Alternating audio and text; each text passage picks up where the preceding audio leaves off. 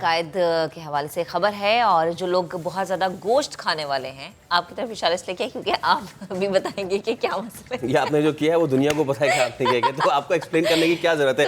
हाँ, लेकिन एक्सप्लेन अब ये करना है कि हो क्या रहा है। लंपी स्किन डिजीज़ है, और इससे जो मवेशी हैं, ख़ास तौर पे जो गाय है, वो तेज़ी से बीमार हो रही हैं। मुझे टेंशन नहीं हो रही कि हम स्टेक्स कैसे खाएंगे, क्योंकि गोश्त आप खा नहीं सकते, दूध भी आप पी नहीं सकते। हर घर में बच्चे हैं जहाँ पे गाय का दूध जाता है, तो प्लीज़ अवॉइड कीजिए। इस बीमारी में मुब्तला होने के बाद होता क्या है, गाय का ना तो दूध काबिल इस्तेमाल रहता है और ना ही गोश्त। अब ये बीमारी कहाँ से आई और इसका इलाज है भी या नहीं है, पहले रिपोर्ट देखते फिर इस पर बात करेंगे। कराची में गायें तेजी से लंपी नामी जल्दी बीमारी में मुब्तला हो रही हैं। लगभग शहर के 50% फार्म्स इसकी लपेट में आ चुके हैं। कैप्री पॉक्स नामी वायरस से फैलने वाली इस बीमारी के असरात जानवरों की जिल्द पर आबलों और तेज बुखार की सूरत में जाहिर होते हैं। इस बीमारी के नतीजे में जानवरों की शरह इमवात तो 5% है, लेकिन परेशान कुन बात यह है कि इस मरज के इलाज के लिए कोई दवा पाकिस्तान में दस्तयाब नहीं है। लंपी स्किन डिजीज़ कराची में वबाई शक्ल इख्तियार कर चुकी है, और अब इससे हैदराबाद, कोटरी, मीरपुर खास, उमरकोट, थर, छाछरो, खैरपुर में भी गायें मुतासिर हो रही हैं। जानवरों के तिबी माहिरीन कहते हैं, मच्छर बीमारी से मुतासरा गाय या बैल को काट ले तो वो सेहतमंद जानवर को भी इस वायरस में मुब्तला कर सकता है। लंपी बीमारी का सबब बनने वाला कैप्री पॉक्स नामी ये वायरस न सिर्फ गंदगी बल्कि हवा, पानी और परिंदों के जरिए भी फैलता है। जानवरों के डॉक्टर्स का कहना है कि कोई जानवर लंपी के मर्ज में मुब्तला हो जाए तो कुव्वत मुदाफ़त बढ़ाने के लिए पहले 3 दिन इसको मल्टीविटामिन्स देने चाहिए, और फिर इसके बाद एंटीबायोटिक और स्टीरॉइड्स का इस्तेमाल कराया जाए। मल्टीविटामिन्स के इस्तेमाल के बगैर दूसरी अद्वियात का इस्तेमाल जानवर के लिए जानलेवा साबित हो सकता है। लंपी फैलाने वाला वायरस 2012 में जनूबी अफ्रीका में रिपोर्ट हुआ था, जो जानवरों की नकलो हरकत के साथ दीगर मुल्कों में भी फैल चुका है। ईद कुर्बान से चंद माह पहले लंपी स्किन डिजीज़ ने न सिर्फ कैटल फार्मर्स के लिए खतरे की घंटी बजा दी है, बल्कि खरीदारों को परेशान कर दिया है। मरज पर काबू पाने के लिए हंगामी बुनियादों पर इकदाम ना किए गए तो सूरत हाल संगीन हो सकती है। तो बेहतरीन रिपोर्ट मुदस्सिर की हमने आपको दिखाई है। कराची के मुख्तलिफ बाड़ों में मौजूद जो गायें हैं वो बीमार हैं और 200 से ज़ायद मर चुकी हैं। कमिश्नर कराची ने भी सूरत हाल का नोटिस लेते हुए शहर में दूध की सप्लाई मुतासर होने का खदशा जाहिर किया है। कराची में मौजूद गायें तेजी से मुहलिक जल्दी बीमारी में मुब्तला हो रही हैं। मुतासरा जानवरों की अमवात भी बढ़ती जा रही हैं। वलीद के इलाके में बीमार जानवरों की नकलो हरकत भी देखी गई है। कैप्री पॉक्स नामी वायरस से फैलने वाले मर्ज लंपी से मुतासरा जानवरों का गोश्त ही नहीं, दूध भी सेहत के लिए इंतहाई नुकसानदेह है। लेकिन इसकी संगीनी के बावजूद शहरी बेधड़क गोश्त की खरीदारी कर रहे हैं। कोई खौफ नहीं है भाई, बिस्मिल्लाह बोल के खाओ, सब चीज़ बराबर हो जाती है। वो उससे इंसानी निज़ाम में बीमारियाँ पैदा हो रही हैं? कुछ भी नहीं हो रहा, सिर्फ ये रूमर्स होते हैं और ये रूमर्स की बात होती है सारी। फ्रेशनेस चेक कर रहे हैं ये उसमें पता नहीं चलता कि अब यहाँ तो हम लेबॉर्ट्री टेस्ट तो करने से रहे दुकान के ऊपर, और सरकारी ठप्पा लगा हुआ, सरकार का गोश्त है। समा की टीम इस बीमारी की छानबीन के लिए ब्रंस रोड की गोश्त मार्केट गई तो वहाँ के कस्साबों ने वायरस की तो तस्दीक की, लेकिन दावा किया कि उनका गोश्त लंपी स्किन डिजीज से पाक है। ये बीमारी हमारे जानवरों में नहीं है, कट्टू माल में ये बीमारी नहीं है। ये जो पालतू जानवर बाड़ों में पले हुए होते हैं ना, जो लाखों रुपए के बिकते हैं कुर्बानी पे, उन जानवरों में बीमारी आई है। इसके अंदर जानवर के अंदर है ना पस पड़ जाती है, और पूरा इसके जो पीप निकलती है इसके अंदर से, गोश्त के अंदर से पीप निकलती है। वो बेच नहीं सकते, वो काट लें, और वो होटलों में भी इस्तेमाल नहीं हो सकता।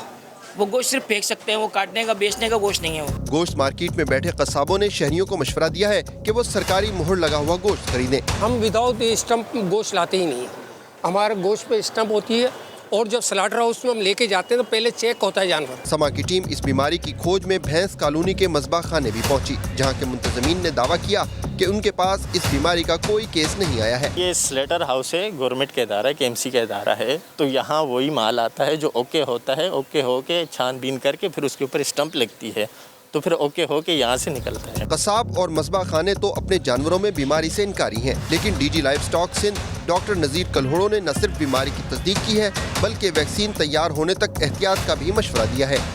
ये पाकिस्तान में पहली मर्तबा आई है, पहले यहाँ पे नहीं थी और न ही हमारे पास उसके लिए कोई टीका है। फेडरल गवर्नमेंट को एक रिक्वेस्ट गई है कि फिलहाल इमरजेंसी बुनियादों पे फिलहाल उस वैक्सीन की हम अंदर लाएं। अभी हम सिर्फ अवेयरनेस कर रहे हैं क्योंकि ये मच्छर के थ्रू फैल रही है। कमिश्नर कराची इकबाल मेमन ने भी शहर के कैटल फार्म्स में फैलने वाली बीमारी की इतलात का नोटिस लेते हुए डिप्टी कमिश्नर मलीर से रिपोर्ट तलब कर ली है। महकमा लाइव स्टॉक के साथ मिलकर मामले की तहकीकात करने और फौरी इक़दामात की भी हिदायत की है। कैमरा टीम के साथ शाहनवाज कादरी, समा, कराची। और इसके जो शॉर्ट टर्म असरात हैं वो तो हमने आपको बताएं। सोचे ईद कुर्बा भी करीब है, इस सब पे हम बात करेंगे। डॉक्टर जैद खान वैद डॉक्टर मौजूद हमारे साथ। और डॉक्टर साहब, आप ही वो शख्सियत हैं कि जिन्होंने इसको रिपोर्ट किया था और बताया था कि इस तरह की कोई चीज़ होने जा रही है। तो सबसे पहले बहुत शुक्रिया। मुझे बताएं, थोड़ा सा एक्सप्लेन भी करें कि ये क्या है, कैसे ये बीमारी हो रही है और क्या जानवर पे अफेक्ट पड़ रहा है इससे। सबसे पहले आपका बहुत शुक्रिया, आपने अपना कीमती वक्त दिया मुझे। और वाकई ये मसला जो है 2021 में अक्टूबर को हैदराबाद के एक शहर जामशोरो के करीब जाहिर हुआ था। सबसे पहला केस वहाँ पे आया था। सही है। तो वो प्रॉपर्ली डायग्नोज ना होने की वजह से उसको डिले हो गई, क्योंकि ये कैप्रीपॉक्स वायरस है। इसका जो दायरा होता है वो 20 किलोमीटर के अंदर अंदर होता है। अगर एक जानवर इन्फेक्टेड है तो उसके इर्द गिर्द का 20 किलोमीटर जो एरिया होता है वो भी इन्फेक्टेड होता है। और इसकी वजह से जो है ये बीमारी ज़्यादा फैलती गई। और क्योंकि ये एक वायरल इन्फेक्शन है तो इसको फैलाने में सबसे अहम किरदार हमारे पास फार्म सिक्योरिटी की वजह से भी काफ़ी ज़्यादा मसले हुए हैं, जैसे कि मच्छर हो गए, मक्खियाँ हो गई, परिंदे हो गए, जिसकी वजह से ये मसला काफ़ी ज़्यादा फैला है और बहुत तेज़ी से ग्रो कर रहा है। इस वक्त पूरे कराची नहीं बल्कि सक्खर तक ये बीमारी सक्खर डिवीज़न तक आ चुकी है। अच्छा डॉक्टर साहब, ये भी बताएगा कि क्या ये बीमारी इंसानों को लग सकती है, लाइक जो इन्हें छू रहे हैं या जो इनके पास हैं, इनके जो मालिकान हैं, इनकी देखभाल करने वाले, क्या ये बीमारी इंसानों तक मुंतकिल हो सकती है? इस बीमारी में वैरायटीज हैं, जैसे कि पॉक्सिस हो गया, वो इंसानों में भी मुंतकिल हो जाती है। और देखा जाए तो आप देखें, जैसे कि गाय है, अगर उसका दूध उसका बच्चा पीता है तो दूध के जरिए उसको भी आ जाती है ये बीमारी। और डेफिनेटली हमारे जो फार्मर हैं, जैसे ही आउटब्रेक होता है तो हम लोग काफ़ी ज़्यादा यहाँ पे एंटीबायोटिक्स यूज़ होती हैं, हैवी एंटीबायोटिक्स, जो कि दूध में मुंतकिल हो सकती हैं, जिससे ना सिर्फ प्रोडक्शन जानवर की डाउन होती है, लेकिन सबसे ज़्यादा नुकसान जो है दूध के जो कंज्यूमर होते हैं उनको भी होता है, जो इस्तेमाल करते हैं, जिससे लिवर भी डैमेज होता है, किडनी प्रॉब्लम्स होती हैं, गाल ब्लैडर के इश्यूज़ होते हैं और भी बहुत सारे इश्यूज़ होते हैं। और बिल्कुल ये मुंतकिल हो सकती है। कुछ केसेस में देखा गया है, नीदरलैंड में 1-2 केसेस हुए थे कुछ अर्सा पहले, तो वहाँ पे जो है इंसानों में मुंतकिल हुई थी। अच्छा, हमारे साथ ही रहिएगा, गुफ्तगू में हम शामिल करेंगे डीजी सिंध लाइव स्टॉक नज़ीर हुसैन कल्होड़ो साहब भी अब हमें ज्वाइन कर चुके हैं। नज़ीर साहब अस्सलाम वालेकुम, बहुत शुक्रिया। मुझे बताएं कि डिपार्टमेंट क्या कर रहा है और अब तक क्या आपके पास इत्तलात आई हैं, क्योंकि अब एक इशू ये आ रहा है कि मिसबा खानों से ना अगर ये जानवर कट के और शहरों में आने लगे तो फिर तो बड़ा मसला हो जाएगा। जी, सबसे पहले तो मैं समझता हूँ इस बीमारी को समझना चाहिए और मैं कतई इस नोशन को रद्द करता हूँ। ये जो बात चल रही है हर जगह पे कि ये खुदा न ख्वास्ता इंसानों को लग रही है, बिल्कुल इंसानों को नहीं लग रही।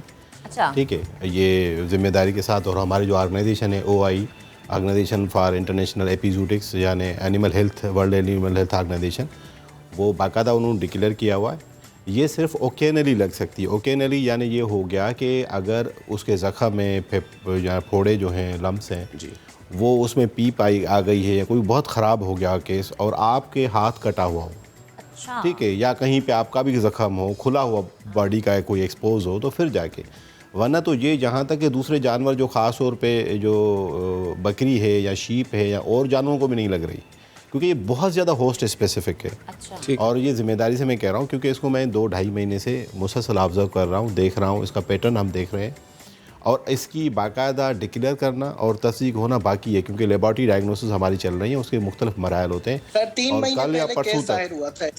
कल या परसों तक शायद हम इसमें डॉक्टर साहब भी कुछ कह रहे हैं, वो कह रहे हैं 3 महीने पहले केस दायर हुआ। देखें यहाँ पे जो ये कहाँ पे पाकिस्तान की बात कर रहे हैं, पाकिस्तान। जी बिल्कुल, ये मैंने ही कल बताया था, क्योंकि ये सिर्फ जामशोरो में नहीं था, पंजाब के कुछ जो साउथ पंजाब के उसके कुछ इलाके थे, वहाँ से भी मुझे इतलात मिली थी।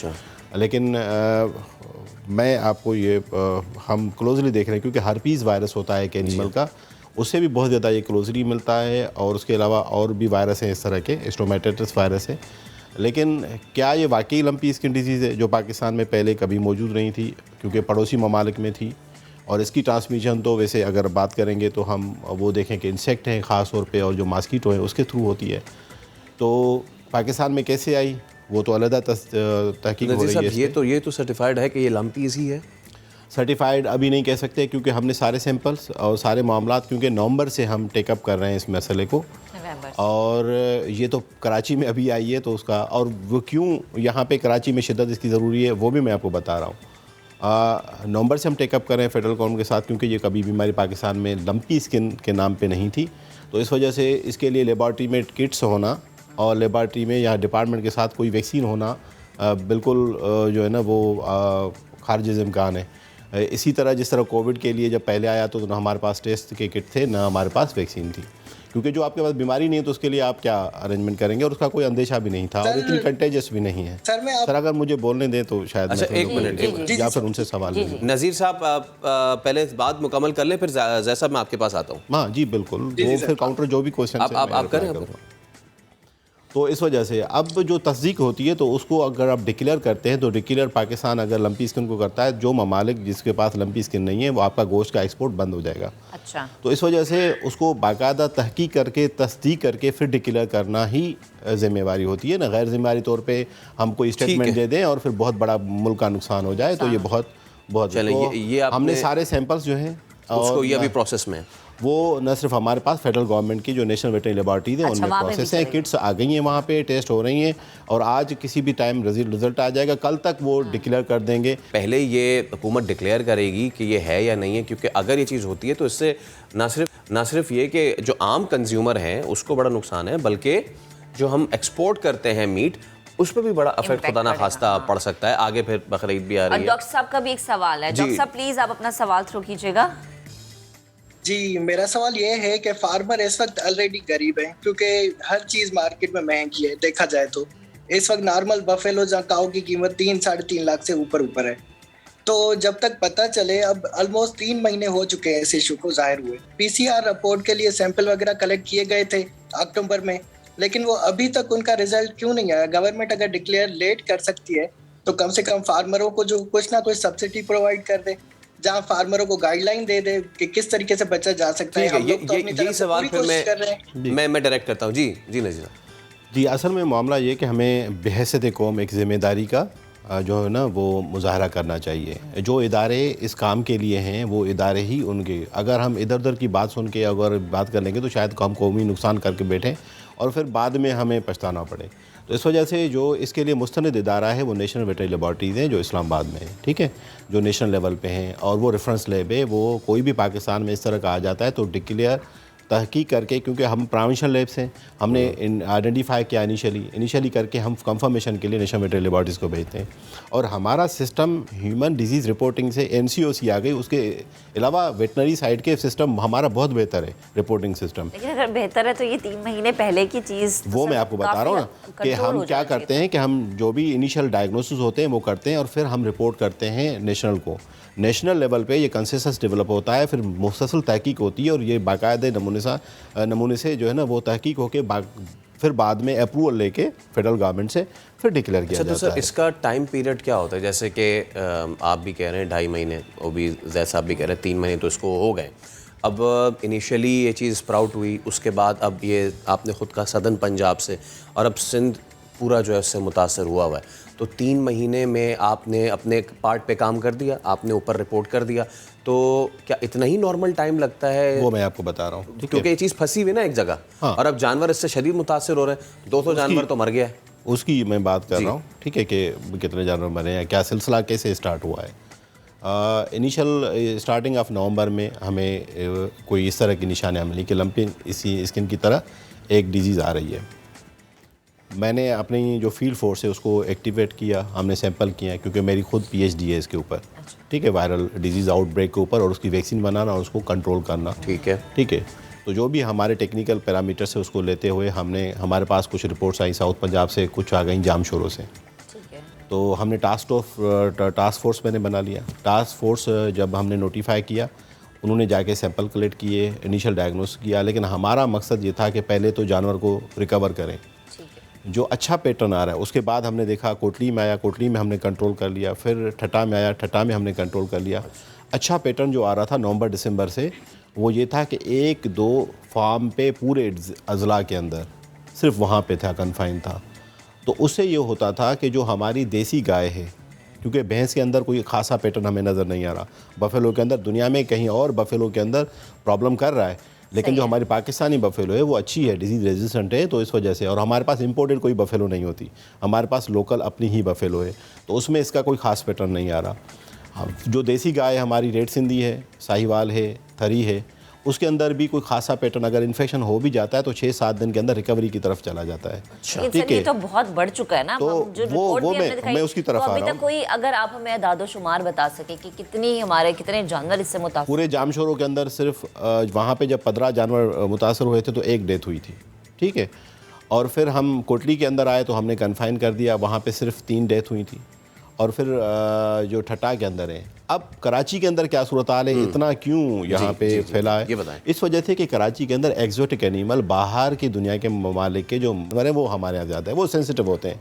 अफ्रीका की पूरी हिस्ट्री उठा के देख लें, अफ्रीका में भी जब आया तो उनका जो लोकल ब्रीड है वो बच गया, लेकिन जो उनका एक्जोटिक ब्रीड था बाहर, ख़ास तौर पे जो हाईली प्रोड्यूसिंग होते हैं, फ्रेजन कैटल होती है हमारी, या क्रॉस ब्रीड होते हैं, गोश्त वाले बड़े बड़े जानवर होते हैं, वो जानवर इससे ज़्यादा इफेक्ट होते हैं क्योंकि वो सेंसिटिव होते हैं, डिजीज़ रेजिस्टेंस कम होती है उनमें। अच्छा, पैदावार बहुत ज़्यादा होती है, डिजीज़ के मामले में बहुत ज़्यादा सुस्त होते हैं, तो इस वजह से तो कराची में क्योंकि उसकी पॉपुलेशन जो है ना वो बहुत ज़्यादा है, यानी 30% 40% आपकी पॉपुलेशन जो है ना एक्जोटिक एनिमल की है, तो इस वजह से कराची में इसने ज़्यादा जोर पकड़ा है क्योंकि ज़्यादा फैल रहा है। अच्छा, ये मुझे बताएं कि मैं आपकी ये बात समझ रहा हूँ कि क्योंकि कराची से हट के जो देसी इन्वायरमेंट में देसी जानवर खड़ा है वो डिजीज़ से मज़ीद वो प्रोन इतना नहीं होता, इसलिए उसने अपने आप को बचा लिया। रेजिस्टेंट है कि भाई मुदाफ़त उसके अंदर होती है, और कराची में नहीं है क्योंकि वहाँ का माहौल नहीं है, कराची की अपनी माहौल का नहीं बात, देसी ब्रीड नहीं है, ब्रीड जो है वो बाहर की है, बस सही, ठीक है, एक्जोटिक एनिमल है ना। अब फिर मुझे ये बताएं कि ये रिकवरेबल है, इसकी कोई रिकवरी है? जी बिल्कुल, जो देसी अगर इस तरह का कोई गोश्त है, मतलब कुछ इस तरह की भी रिपोर्ट्स है, please correct me if I am wrong, क्योंकि आपने इस पर किया हुआ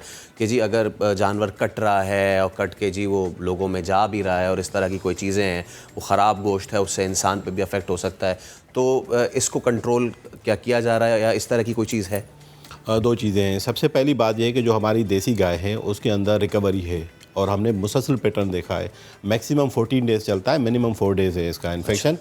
और अगर डर की वजह से जो है ना वो बहुत ज़्यादा हम जिम्मेदारी का जो है ना वो मुजाहरा नहीं करते, हमारे फार्मर हजरात भी थोड़ा सा वो नहीं देखते कि भाई हम शायद मर जाएँ या शायद ये हो जाए, काट लें।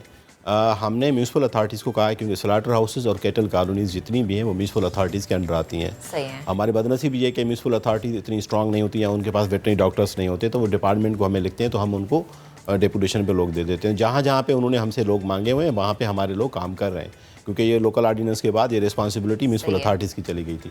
अब काटना और काट के गोश्त क्योंकि ये जोनेटिक नहीं है और ओकेनल और एक्सीडेंटल कहीं पे ट्रांसफ़र हो सकती है, वो भी बहुत रेयर है, यानी कोई पिछले 20 साल के अंदर 3 बंदों में वो नोटिस किया गया था। और वो भी ये कैसे है, ये जिस तरह हमें बचपन में चिचक होता है ना, काउ पॉक्स, चिकन पॉक्स होता है, ये उसी तरह का पॉक्स वायरस है। सबसे बड़ा वायरस ये होता है बैक्टीरिया के बाद, मोटा वायरस है और इसकी इम्यूनिटी एक दफ़ा हो जाए तो लाइफ टाइम बन जाती है, दोबारा हमें चिचक नहीं होता। लेकिन फिर भी सर डिजीज तो है ना, डिजीज तो डिजीज रहती है। सर कराची की अगर हम स्पेसिफिकली बात करें, क्या नंबर्स है कराची में जानवरों के इफेक्ट? कराची के अंदर जो स्पेशल कराची के अंदर जो हमें जो आ रहे हैं तो डेथ क्योंकि बहुत कम हो रही हैं, डेथ ऐसी नहीं है जैसे हमें रिपोर्ट हो रही है, क्योंकि ज़्यादातर तो लोग या कुछ लोग जो है इनको स्लाटर करके फिर या तो बंद कर दें। डेथ मेरे पास जो आ रही है जी वो मेरे पास अभी तक 27 कल तक फिगर थी और 43 आज तक है जो टोटल हुई है। 27 43 यानी तेजी से एक दिन में अगर 20 नहीं फैल के मतलब 2 रिसोर्सेज थी कि म्यूनसिपल अथॉरिटीज़ भी थी और गिसन गवर्नमेंट। ये तो आपने डेथ्स बता दिए, और असर कहाँ तक फैला हुआ है इसका? असर का, क्योंकि देखें इसका फैलाव कैसे वो हमें सोचना चाहिए, समझना चाहिए। सबसे पहली बात ये कि इसका ये कंटेजियस नहीं है, हवा के थ्रू और किसी टच के थ्रू, किसी कांटेक्ट के थ्रू, पानी के थ्रू ये नहीं फैल रही, ये सिर्फ मच्छर के काटने से फैल रही है यहाँ पे। और दूसरा जो इंसेक्ट होते हैं, जो कीड़े होते हैं उनसे।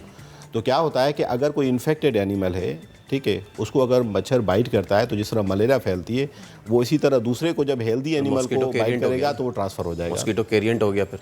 हाँ, वो वेक्टर है इसका, है ना? ना सिर्फ कैरियर है, वेक्टर है। वेक्टर यानी वहाँ पे वो जिंदा भी रहता है वायरस। अच्छा, और वही मच्छर अगर किसी इंसान को काट ले तो? नहीं, वहाँ पे अभी तक, क्योंकि पॉक्स वायरस अगर हमें चिकन पॉक्स बचपन में हुआ है तो कोई भी पॉक्स वायरस हमें दूसरा, तो ये तो अलग बात है। ओके, ठीक है, ठीक है। अच्छा जैद, आप मुझे बताएं कि ये सिचुएशन आपने भी देखी और नज़ीर साहब ने सीधा सीधा कहा कि जी इतनी सिचुएशन ऐसी नहीं है जितनी पोर्ट्रे की जा रही है। आपके पास क्या इत्तलात है? और आपकी तो स्टडीज भी है ना। कल क्योंकि मैं एक प्राइवेट लाइव स्टॉक कंसल्टेंट हूँ, तो मेरी फॉरम के थ्रू कल मुझे सिर्फ 21 जानवरों के केसेस आए हैं जो एक्सपायर हुए हैं, और जो अपेयर हुए हैं वो कुछ ज़्यादा है, तकरीबन 15-16 से ऊपर हुए हैं कल न्यू केसेस, और 21 जानवर एक्सपायर हुए हैं कराची में सिर्फ। इसके अलावा कोटडीजी में एक जानवर जो है एक्सपायर हुआ है और 3 जानवरों में जो है आउटब्रेक हुआ है। तो गवर्नमेंट को ये, सर को मैं ये कहूँगा कि आप भले आप हमसे कांटेक्ट करें, हम आपको फार्मर्स के नंबर वगैरह प्रोवाइड करते हैं, आप उनके पास जाएं, उनको थोड़ा सा। और कराची में कितने बाड़े इससे अफेक्ट हुए? ये फिगर सर के पास होगी, क्योंकि मेरे पास जो फार्म है कराची के सुपर हाईवे के ऑलमोस्ट सारे ही फार्म जो है इफेक्ट हुए हैं इससे। सारे सर इस पे आते हैं, ऑलमोस्ट इस पे आते हैं, क्योंकि मेरे पास कोई तस्दीक शुदा इसकी फिगर नहीं है, मैं नहीं बता सकता, लेकिन जो रिपोर्ट से मुतदाद हैं, अगर अफेक्ट होते भी हैं तो रिकवरेबल है, लेकिन सवाए उसके जहाँ पे एग्जोटिक एनिमल है वहाँ पे थोड़ी सी सिचुएशन ख़राब है। और इस वजह से भी हम ये देख रहे हैं, क्योंकि फेडरल गवर्नमेंट के मुख्तलिफ स्टेप्स होते हैं। किसी वैक्सीन को अंदर लेके आने के लिए परमिशन के लिए 2 कंपनियों ने अप्लाई किया हुआ है। नई वैक्सीन के लिए हम बना रहे हैं, यानी सिंध में भी हमने कोशिश की हुई है, सैंपल कलेक्ट कर लिए, लेकिन उसके मराहल, क्योंकि आपको पता है 8-9 महीने मिनिमम लगते हैं कई नई वैक्सीन को बनाने के लिए, ट्रायल्स करने के लिए, क्योंकि ज़िम्मेदारी के साथ करना पड़ता है। जो बाहर से वैक्सीन है वो federal government is about to issue permission. जैसे ही वैक्सीन 1 हफ्ते के अंदर, मैं समझता हूँ 10 दिन मैक्सिमम में हम डिक्लेयर करेंगे तो फिर वैक्सीन ला पाएंगे। अगर हम डिक्लेयर नहीं करते तो फिर वैक्सीन नहीं ला पाएंगे। तो इस वजह से, क्योंकि कल तक ये डिक्लेयर हो जाएगा कि लंपी है या नहीं है। ठीक है। अच्छा डॉक्टर साहब, आप क्या ऐड करना चाह रहे हैं?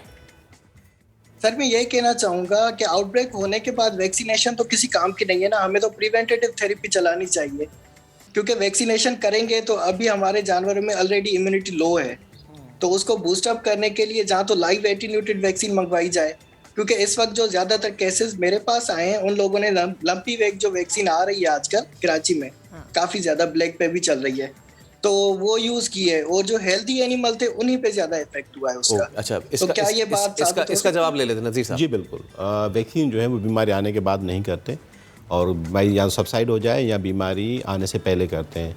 तो जाहिर है कि जो भी फार्म से हम उसके लिए सिंध गवर्नमेंट ने पहले अप्लाई किया हुआ है हमने।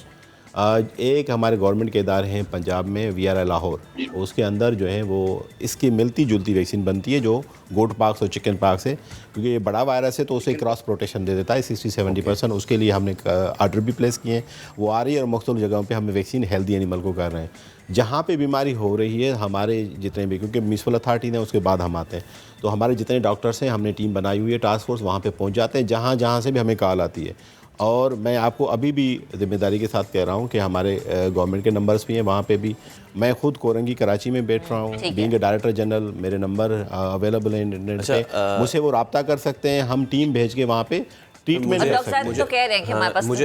सकते हैं। मुझे एक आखिर बता दें कि एक तो ये कि गुड फॉर कंजम्पशन है अभी भी, क्योंकि लोगों में थोड़ा खौफ और हरास है, कहना नहीं चाहिए, अखलाकी तौर पे अच्छा नहीं होता, क्योंकि हम डिक्लेयर नहीं कर चुके हैं कि ये लपी है या क्या है, लेकिन एहतियात करें, और जो भी गोश्त है अभी वो वेल कुक करके खाएं। ठीक है। और सर दूध, जाहिर सी बात है जिस घर में बच्चे हैं दूध तो आता है वहाँ पे गाय का, तो दूध में कोई इस तरह की निशानी नहीं मिली। सिर्फ एक्सपेरिमेंटली एक दफ़ा मिला था कि जो बच्चा है वो उसका पेट में था गाय के, तो उसके अंदर इन्फेक्शन आया था, गाय के बच्चे के पेट में। और मुझे ये भी बताते जाएं कि जो आप बात करो एक्सोटिक एनिमल्स वाली, तो वो कौन सी ब्रीड है कराची में?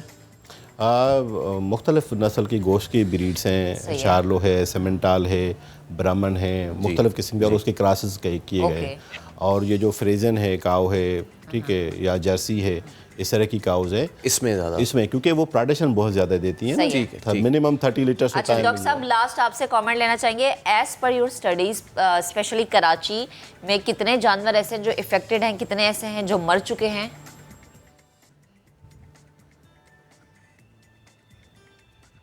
जी डॉक्टर साहब, आप अगर मुझे सुन पा रहे हैं तो प्लीज अगर कोई फिगर आप बता सके। डॉक्टर जैद जी, कराची में इस वक्त फिगर, क्योंकि मेरे पास ऑफिशियल फिगर नहीं है तो मैं कुछ भी नहीं कह सकता। बाकी आपको सुपर हाईवे पे जो मेरे पास रिपोर्ट्स आई हैं वो मैंने जैसा कि सवेरे बता दिया वही है, और उन फार्मर्स के सारे कॉन्टेक्ट नंबर हर चीज़ मेरे पास अवेलेबल है, तो वो मैं प्रोवाइड कर सकता हूँ। बाकी एग्जैक्ट फिगर का गवर्नमेंट को सर्वे करनी चाहिए कि क्या हो रहा है, कितने जानवर एक्सपायर हुए हैं door to door. Super highway पे अंदाजन कितने जानवर, मतलब चले कराची, बाकी मानना कराची को छोड़ के अगर सिर्फ हम एक सैंपल ही ले लें ना सुपर हाईवे पे, तो वहाँ के क्या स्टैट्स हैं? जी, कल DCFA के थ्रू रिपोर्ट आई थी कि कराची के ऑलमोस्ट 100 फार्म पे 200 से ज्यादा जानवर एक्सपायर हो चुके हैं। ये कल मुझे पता चला था। ठीक है, क्योंकि मैं कराची में नहीं होता, मेरा जो कांटेक्ट है वो सिर्फ मंथली टूर्स होते हैं। ठीक है डॉक्टर ज़ैद, बहुत शुक्रिया आपका। नदीर साहब आपका भी बहुत शुक्रिया। तो ये सेंसिटिव है और लोकलाइज्ड मामले से लेकर ये इंटरनेशनल एक्सपोर्ट तक ये बड़ा ही सेंसिटिव है, तो इसको बड़ा ही हमें केयरफुली देखना होगा। और जब तक इसकी वैक्सीन या फिर जब तक इसको गवर्नमेंट ऑफिशियली डिक्लेयर ना कर दे, जो लोग हैं इस वक्त जो परेशान हुए हैं घरों में, उनसे ये गुजारिश है कि एहतियात करें, जो भी पकाएं वो अच्छे तरीके से पका के खाएं, कुक अच्छा करें। और जैसे कि डॉक्टर साहब ने भी कहा कि जो दूध है ना, एक तरफ शायद आप पिए या ना पिए, लेकिन एहतियात बरत लें। हम तो अभी तक आपको यही कहेंगे जब तक कुछ भी चीज़ें सामने नहीं आती। अभी एक ब्रेक लेंगे, ब्रेक के बाद दोबारा हाजिर होंगे इस टीवी तक।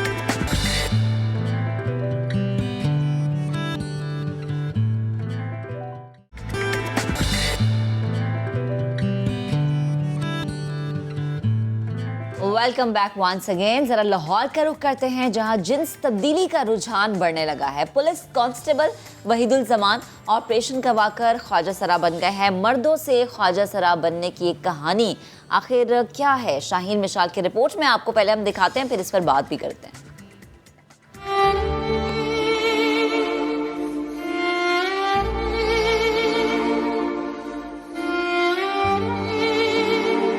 जब मैं पुलिस में थी तो मैं जब जाती थी वर्दी पहन के, यूनिफॉर्म पुलिस वाला पहन कर, तो सब लोग सलूट करते थे, सलाम करते थे। कोई कहता था हमारे लाइसेंस बनवा दें, कोई कहता था मैं डुप्लीकेट लाइसेंस बनवा दें, कुछ कहता था कुछ कहता था कुछ, सारे भाईजान ये वो। तो अब तो ज़ाहिर लानते ही लोग भेजते हैं कि ये क्या बन गया है। मिलिए साइमा से, जो कभी वहीदुज़्ज़मा था। पैसे के लालच ने इसे पुलिस कांस्टेबल से ख्वाजा सरा बना दिया।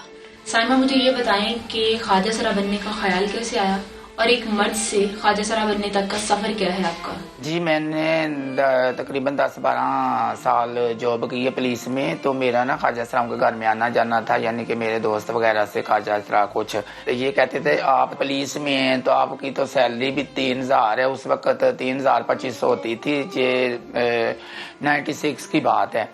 तो हम तो एक दिन का कमा लेते हैं फंक्शनों वगैरह में, ये बधाइयाँ लेने जाते हैं, ये बहुत सब्ज़ बाग दिखाते हैं।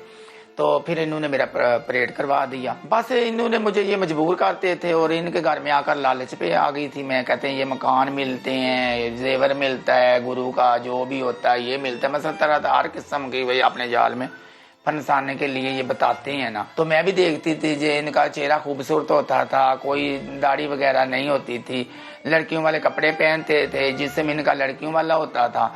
तो मेरे ज़हन में भी आ गया मैं भी लड़की बन जाऊँ। जब ये परेड करवाते हैं तो ऑटोमेटिक ही चेहरे के बाल, वो मसलन जिस्म वगैरह के बाल ऑटोमेटिक ही खत्म हो जाते हैं, इसीलिए तो परेड करवाते हैं लड़की नजर आए लड़की बनने के लिए। जिन्स बदली तो दुनिया ने ऐसा पलटा खाया कि अब साइमा की जिंदगी पछतावा बन चुकी है, और आंखें आंसुओं की मकीन। ये अब तो पछतावा है, पछताती हूँ, रोती हूँ, क्या करूँ अब, किसको बताऊँ अपना दुख। सब कुछ छीना जाता है। कोई फंक्शन पे, मेहंदी पे, शादी पे, मेरे भांजे की शादी हुई थी, मेरी दूसरी बहन जी, कोई भी नहीं मुझे बुलाता, आने नहीं देते, शर्म आती है, कहते तुम एक ख्वाजा सरा हो। जबरदस्ती तो जा नहीं सकते, क्योंकि वो भी ठीक है, बरादरी में उनकी बेइज्जती होती है, सब बरादरी इकट्ठी होती है। साइमा ने ऐसा जुआ खेला जिसमें वालिदैन, बहन भाई सब रिश्ते हार गए। 12 लाख दे विच दे रही माइयो अपने, जेड़ा कोई नवारेगा या रखेगा वो दून करके देगा। घर वाले तो नहीं मिलते ना, वो नहीं मुंह लगाते घर वाले। माँ बाप तो फौत हो गए, उनको पता चला तो मेरे बाप को अटैक हुआ था, यानी कि जब पता चला उसको अटैक हो गया, क्योंकि हम 2 भाई थे 1 बहन थी।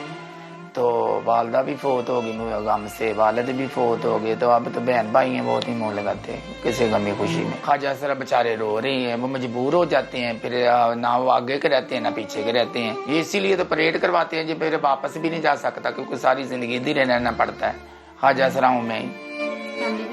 फैमिली भी छोड़ देती है, उनको पता है अब ये कहीं भी नहीं जाएंगे। वो सही जिंदगी थी, ये जिंदगी नहीं सही। सब बहना भाई भी थे, माँ बाप भी थे, रिश्तेदार भी थे, अब कुछ भी नहीं। हर चीज सहमा जब बनी हर चीज ही मेरी खत्म हो गई है। साइमा की एक और ख्वाजासरा साथी काशी ने खुद को इस दलदल में गिराकर अपने घर वालों को गुर्बत की दलदल में गिरने से बचा लिया। मेरा एक गरीब घराने से लिंक था, मैं बहुत गरीब थी। मेरी मम्मा काम करती थी, सिस्टर काम करती थी। फिर मैंने ऑपरेट करवाया। ख्वाजा सरा बनने के बाद मैंने मतलब मेहनत इतनी करी है, मैंने मेहनत करके फैमिली को घर बना के दिया है। अम्मी को मैंने हज करवाया है और बच्चों को देखती हूँ, घर का सारा खर्चा मेरे सर पे है, मेरी इसलिए इज्जत है। काशी को घर वालों का बोझ उठाने की खुशी से कहीं ज्यादा भाई के जनाजे को कंधा ना देने का दुख है।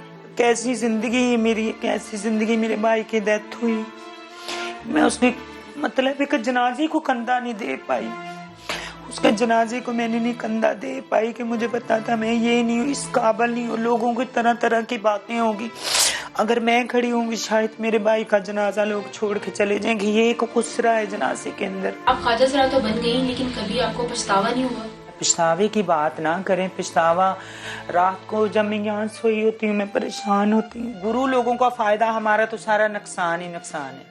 हमारी तो एक जिंदगी जलालत की। मेरे घर की जो गुर्बत थी जिसकी वजह से मैंने ऑपरेट करवाया था वो खत्म हो चुकी है, लेकिन जो ये मेरी लाइफ है ना जलालत की, ये मुझे मतलब ना जीने देती ना मरने देती। साइमा और काशी का एक फैसला जिससे जिंदगी की कुछ ख्वाहिशें तो खरीद ली, लेकिन आज दामन में इतनी हसरतें हैं, इतनी हसरतें कि दामन तंग पड़ने लगा है। कैमरामैन आसिफ शकील के साथ शाहीन मिशाल, समा, लाहौर। तो ये कहानी आपने देखी, शाहीन मिशाल ने बड़ी खुसूसी रिपोर्ट बनाई, तो इस पर हम बात करेंगे। हमारे साथ एक्टिविस्ट लैला मौजूद हैं। लैला जो ख़ुद बहुत सारी अचीवमेंट्स कर चुकी हैं। आपको याद होगा कुछ दिन कबल हमने ऐसे ही एक मिसाल जो कि माशरे के लिए थी, सारा गिल, उन्हें भी मदऊ किया था। बात हमने यही करनी है कि माशरे की एक्सेप्टेबिलिटी आखिर क्यों नहीं आ रही है और क्यों इनको दरकिनार कर दिया जाता है एक ऐसे वक्त में कि जब हुकूमती लेवल पे बाकायदा रजिस्ट्रेशन का आगाज़ हो गया है। From the doctors to advocates to social activist, हर फील्ड में जो है अब आगे आ गए हैं। तो लैला, अस्सलाम वालेकुम, thank you so much for your time. आपने ये कहानी देखी, यकीनन बड़ी अफसोस की और बड़ी दुख की बात है। सबसे पहले तो क्या रिएक्शन देंगी जो अभी आपने देखा ये दोनों की कहानी पर? देखिए, एक तो चीज़ ये है कि सोसाइटी में हम लोग अक्सर जो है इंडिविजुअल पे देखना शुरू कर देते हैं कि उनका पछतावा ये है, उनका ये सिचुएशन ये है कि उन्होंने जब ज़नाने के कपड़े इख्तियार कर लिए हैं, अपनी असलियत उन्होंने एक्सेप्ट कर ली है और दिखा रहे हैं कि हम बाहर भी ऐसे हैं जैसे हम अपने आप को अंदर समझते हैं, तो उनका जो सोसाइटी से रिएक्शन आता है वो अक्सर इतना ज़्यादा बुरा आता है कि वो ख़ुद एक्सपेक्ट नहीं कर रहे होते हैं। क्योंकि हमको इतना हमारे दोस्त, हमारे रिश्तेदार जो हमारे साथ जब उल्टा बिल्कुल सलूक कर लेते हैं, हमको खुद शौक में आ जाते हैं। तो उसके वजह से फिर ये हम जो है बिल्कुल इंडिविजुअल पे फोकस करना शुरू कर देते हैं, हालांकि माशरे का मसला है। हम तो खुद हैं, हमको खुदा ने ऐसे ही बनाया है। तो उसमें दूसरी चीज़ ये है कि ये जो पैसों की लालच की बात हो रही है, ये मुझे समझ नहीं आई है, क्योंकि ऐसा कुछ होता नहीं। हमारे इतने बिल्कुल हम लोग फ़कीर लोग होते हैं, गुर्बत में हम पूरी ज़िंदगी जी रहे होते हैं, तो पैसे कहाँ से दिख रहे हैं, किसको दिख रहे हैं, कैसे दिख रहे हैं, ये तो मुझे कुछ समझ नहीं आया। अच्छा लैला, एक और चीज़, जैसे आपने कहा ना मुआशरा, मेरे ख्याल से मुआशरे को तब्दील करने वाले भी हम ही होते हैं और मुआशरे में एक चीज़ को कायम करने वाले भी हम ही होते हैं। फैसल ने जैसे कहा कि गवर्नमेंट लेवल पर इतनी अच्छी चीज़ें हो रही हैं, लेकिन उसके बावजूद पता नहीं क्या मसला है कि एक्सेप्ट नहीं कर रहे। आपने ये चीज़ें खुद भी फेस की होंगी। बिल्कुल की है। अच्छा, मेरा ज़ाती एक्सपीरियंस ये रहा है कि शायद पढ़े लिखे और अनपढ़ लोग जो हैं वो इस चीज़ में ज़्यादा डिफरेंस क्रिएट कर देते हैं। आपका एक्सपीरियंस भी ऐसे ही रहा, और अगर कुछ है तो मैं चाहूँगी कि वो शेयर करें आप ज़रूर। देखिए, अक्सर यही समझा जाता है कि कम तबके के लोग जो हैं वो थोड़ा सा तशद्दुद ज़्यादा करते हैं, हालांकि ऐसा नहीं है। अक्सर जो हमारे जो माशरे में लोग क्या कहेंगे कि जो चर्चा किया जाता है वो अक्सर आपको एलीट क्लास में भी किया जाता है। तो वो ये अक्सर ये होता है कि अगर हम इनके साथ दिखे जाएं तो लोग क्या कहेंगे हमारे बारे में, हमको 4 चीज़ें सुनने पड़ेंगी। हालांकि ये आपका भाई, आपकी बहन है, आपकी बेटी है, तो उनको आप दूसरों के सोचने के बारे में उनको आप छोड़ देते हैं। उनके साथ आप ऐसा सलूक करते हैं कि या तो घर से निकाल देते हैं, जैसे आपने ये देखा था कि कंधा नहीं देने दिया। ये क्या, क्योंकि दूसरों को सोचना, आपके दिमाग में एक चीज़ चली हुई है कि अगर ऐसा होगा तो मुझे लोग कम समझेंगे क्योंकि मैं इनके साथ एसोसिएट हो रही हूँ। हालांकि हम भी इंसान हैं, हमको खुदा ने जैसे बनाया वैसे ही बनाया है। बिल्कुल। और हमने थोड़ी चूज़ किया था कि ऐसी इतनी मुश्किल ज़िंदगी हम जिएँ। अच्छा लैला, ये बताएं कि ये दुख भरी कहानी तो हमने देख ली, वे फॉरवर्ड क्या है? अगर इस तरह का कोई केस आए आपके पास तो कैसे काउंसिल करेंगे इनको आप? देखिए, एक चीज़ तो ये है कि हमको सबसे पहले ये रिस्पॉन्सिबिलिटी देखनी चाहिए कि ये बोझ है किसका। जब इंसान आपके पास आके बोल रहा है कि मेरी बहुत ज़िंदगी मुश्किल हो रही है माशरे की वजह से, वो रिस्पॉन्सिबिलिटी वो इंसान की नहीं है कि माशरा ठीक करे, कि मैं चीज़ें तब्दील करूं कि मेरे साथ सलूक बेहतर हो। वो माशरे का रिस्पॉन्सिबिलिटी। तो जैसे आपके जो भी एम्प्लॉयर है आपका, या तो रिलेटिव है, या आपके दोस्त अहबाब हैं, या माशरा जनरली, उनको यही जो हम अपने आप को बोलते हैं, जैसे मैं बोलती हूँ कि मैं एक ख्वाजा सिरा औरत हूँ, मुझे एक्सेप्ट करें कि ख्वाजा सिरा औरत हूँ। जहाँ औरतों को बुलाते हैं वहाँ मुझे भी बुलाया जाए। वहाँ जहाँ जो बातें जो औरतें एक दूसरे से करती हैं वो मेरे साथ भी की जाए। सही। वही है कि आप वो डिफरेंसेस ना क्रिएट करा करें कि ये ख्वाजा से रहे कि तो उनकी आप अलग जगह बना लें। अलग जगह का मतलब है कि मैं आपको मर्द की तरह आपको ट्रीट कर रही हूँ कि आप यहाँ से चले जाएं, या आप हमारी नहीं। तो उसमें रिस्पॉन्सिबिलिटी ये है। और दूसरी चीज़ ये है कि आप लोगों से पूछें कि ऑब्स्टिकल्स क्या आ रहे हैं। जैसे एक ऑब्स्टिकल बहुत होता है आपके नाम का। लोग पुराना नाम आपका इस्तेमाल करते हैं, वो अक्सर जो है ना नाकाबिले बर्दाश्त होता है और उसकी वजह से फिर हम अलग हो जाते हैं। जैसे अगर जॉब कर रहे हैं और आपको पुराना नाम, आपका वही मर्दाना नाम इस्तेमाल किया जा रहा है तो इतना नाकाबिले बर्दाश्त होता है, लोग अक्सर जॉब छोड़ देते हैं। दूसरों के लिए ये शायद तो बड़ी चीज़ नहीं लगे, मगर आप जब उनसे मशवरा करेंगे, उनसे पूछेंगे कि आपके लिए मसले क्या क्रिएट हो रहे हैं, ऑब्स्टिकल्स क्या क्रिएट हो रहे हैं, तो फिर आप उन पे तवज्जो करें। ये नहीं सोचें कि मुझे लगता है कि ये सॉल्यूशंस हैं। आप खुद जिसके मसले आ रहे हैं उनसे ही पूछें। जैसे कि ना इस स्टोरी में महक ने ये भी देखा है कि जो दूसरे ख्वाजा से रहे हैं काशी, उन्होंने अपने घर को फाइनेंशियली हेल्प किया और वो खुद भी ये कह रही हैं कि हज करवाया उन्होंने। मतलब वो कह रही हैं कि अच्छा ठीक है, मतलब मेरे फाइनेंशियल जो इश्यूज थे वो हल हो गए, लेकिन मेरी ज़िंदगी जो है वो ऐसी होगी कि ना मैं जी सकती हूँ ना मैं मर सकती हूँ। आपने हल की बात की, क्या हल है आपकी नज़र में इसका? गवर्नमेंट जितना स्टेप ले सकती है वो ले रही है, हम जितना एजुकेट यहाँ पर बैठ के कर सकते हैं हम अपनी जिम्मेदारी निभा रहे हैं। ये आपका एक ब्रॉटअप भी है, आपकी ग्रूमिंग भी है जो कि घर से शुरू होती है, या पेरेंट्स की जिम्मेदारी है। आपकी नज़र में इसका हल क्या है? देखिए, हर इंसान को अपनी गिरबान में थोड़ा झांकना पड़ेगा। हम अक्सर सोचते हैं कि हम बहुत सारे एफर्ट्स कर रहे हैं, मगर जब आप किसी ख्वाजा सिरा इंसान से पूछेंगे तो वो शायद उनकी तरफ से कोई और कहानी आपको मिलेगी।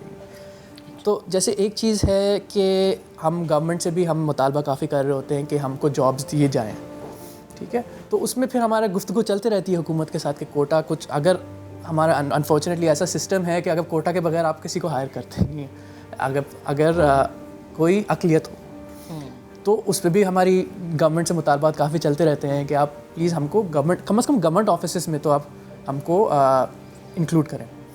दूसरी चीज़ ये है कि आप हमको सॉरी एक सेकंड,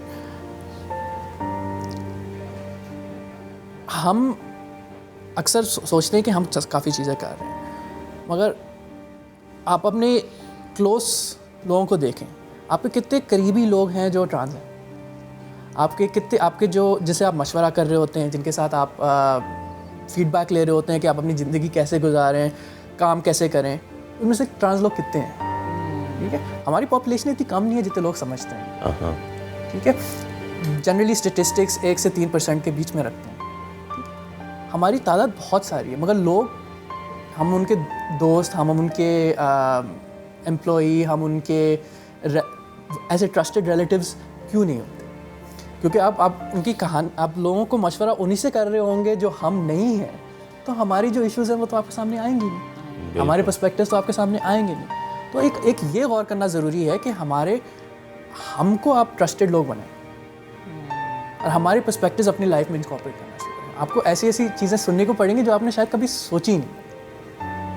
एब्सोल्युटली। और यकीनन इस बात के साथ ही गुफ्तगू का अख्ताम करेंगे कि जहाँ पे लोगों को भी रियलाइज़ करना चाहिए, वहीं ख्वाजा सरा कम्युनिटी जो है उन्हें भी ये पता चल गया है कि इट्स अ हार्ड वे, तो फिर उस पे इकट्ठे खुद भी इकट्ठे होके भी एक दूसरे को सपोर्ट करते हुए भी नई अपॉर्चुनिटीज़ को एक्सप्लोर करना चाहिए। Thank you so much Laila, it was a pleasure talking to you. तो लैला हमारे साथ मौजूद थी और ये कहानी जो है वो हमने आपको सुनाई कि माशी मजबूरी हो या कोई और मामला, जब इस तरह की चीज़ें हो जाती हैं तो उसके बाद लोगों का रवैया जो है वो मज़ीद इस कम्युनिटी को अंधेरे में धकेल देता है। ज़रूरत इस बात की है कि ये ना देखें कि कौन आपसे डिफरेंट है, ये देखें कि अल्लाह ताला ने जिसको जैसा बनाया है वो अपने ढांचे में वैसा ही खूबसूरत। लेकिन एक मसला ये है ना कि लोग अप्रिशिएट नहीं करते। खैर, एक ब्रेक लेंगे, ब्रेक के बाद दोबारा हाजिर होंगे। Stay with us.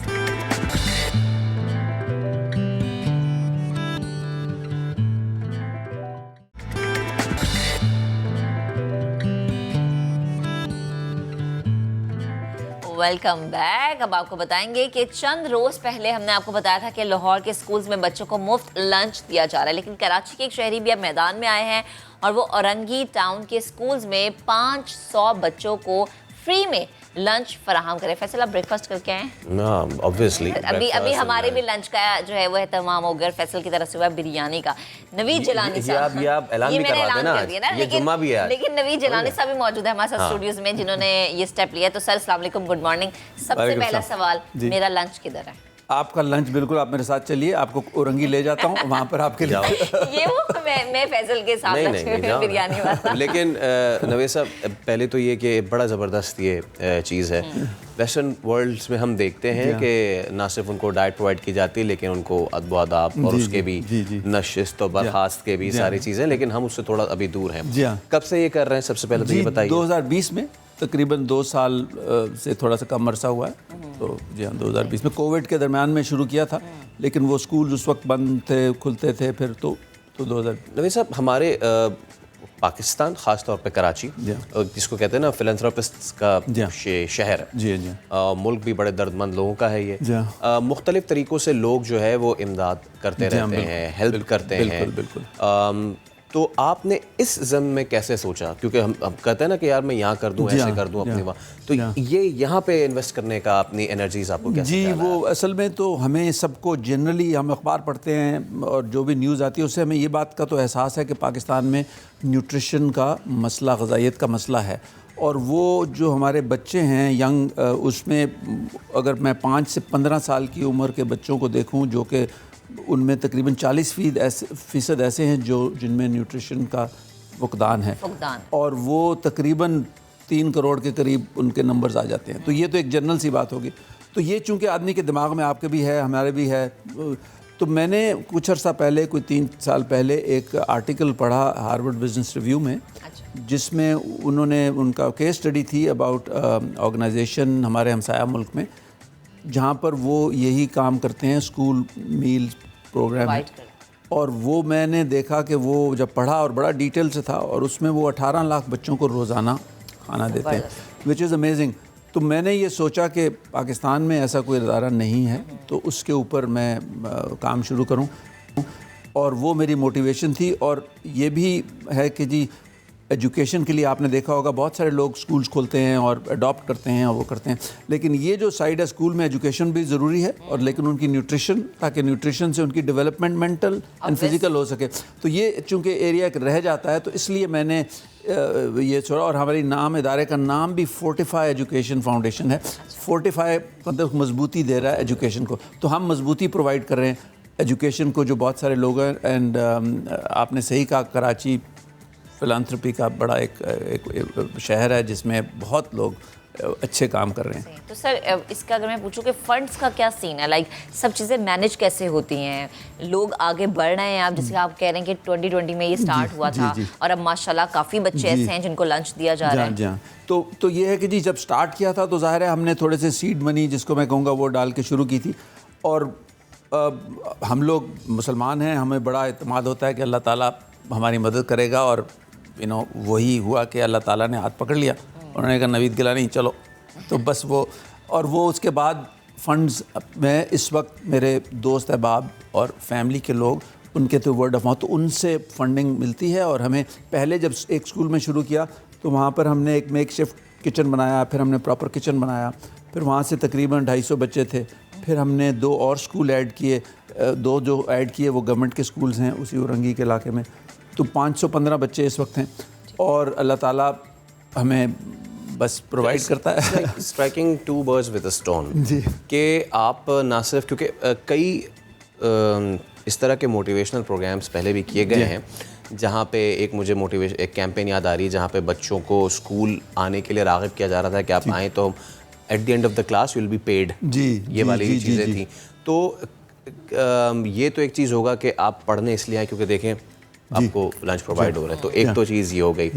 कैसा रिस्पांस आ रहा है अब तक बच्चों का? अमेजिंग जी, ये आपने बड़ी अच्छी बात की। और समवेयर मैं ज़रूर इस पर जिक्र करता कि हमारा ये तजर्बा है कि जब हमने शुरू किया तो उसके बाद एनरोलमेंट बढ़ गई। जो प्राइवेट स्कूल में तो उसमें बच्चे बढ़ गए, और जो गवर्नमेंट के स्कूल हैं उसमें उनके कागज़ों पे तो बहुत बच्चे होते हैं लेकिन आते बहुत कम हैं। और अब वहाँ पर भी एनरोलमेंट बढ़ गई, अब वो आने शुरू हो गए हैं बच्चे।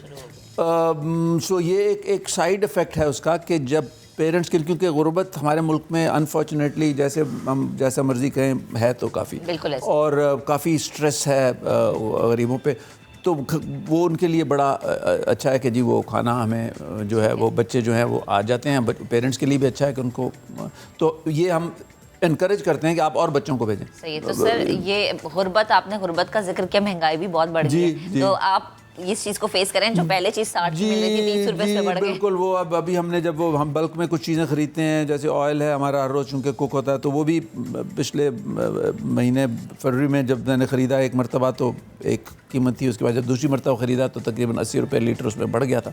तो ये एक अनफॉर्चुनेट है कि हम, कोशिश तो हमारी ये है कि हम अपनी कॉस्ट को कम से कम रखें। इस वक्त हमारी कॉस्ट जो है तकरीबन 1750 रुपया पर चाइल्ड पर मंथ है। उसमें 6 दिन हम उनको देते हैं, ज़ाहिर है संडे को तो ऑफ होता है। तो दैट्स, बट ये मेरा ख्याल है ये बढ़ती रहेगी कीमत भी, और इसलिए जितने हाथ आगे आ सकें और आपका हाथ ज्वाइन कर सकें हम तो कहेंगे बेहतरीन है। सर आज के लंच में क्या है? जी आज तो चूँकि फ्राइडे है, आज हम कुक नहीं करते क्योंकि आधा दिन छुट्टी होती है, तो आज हम उनको फ्रूट्स देते हैं और अंडा वगैरह बॉयल करके दे देते हैं, तो इस किस्म की चीज़ हम देते हैं। तो नॉर्मल 5 डेज़ में कुक्ड फूल होता है। अच्छा, आखिर में मुझे बताएं कि इस प्रोजेक्ट को, इस मोटिवेशन को, इस नज़रिए को कहाँ लेके जाना चाहते हैं? जी हमारा इरादा तो ये है कि मैंने जैसे आपको बताया कि वो हमसाया मुल्क में 18 लाख बच्चे हैं हर रोज़ के। हमने 0 से शुरू किया, अभी 515 हैं, उनको 20 साल लगे। अब मेरा इरादा यही है कि हमारा इदारा जो है ये सारे पाकिस्तान में फैले, इंशाल्लाह अल्लाह ताला मदद करेगा। और जब मैं नहीं भी होऊंगा इस दुनिया में तो कोई ना कोई इसको आगे लेकर चले, और तो वो भी है। और मैं फिर ये कहूँगा कि आई एम सो ग्रेटफुल अल्लाह ताला से का, और कि वो हाथ में कहता हूँ पकड़ लिया, और वो इट इज़ अमेजिंग कि किस तरह से वो बस है। और दोस्त अहबाब वो आपका मदद करें। बहुत शुक्रिया सर, आप आए तशरीफ़। लोगों में अभी रुझान बढ़ रहा है कि वो इस तरीके से भी स्कूल्स की मदद कर रहे हैं।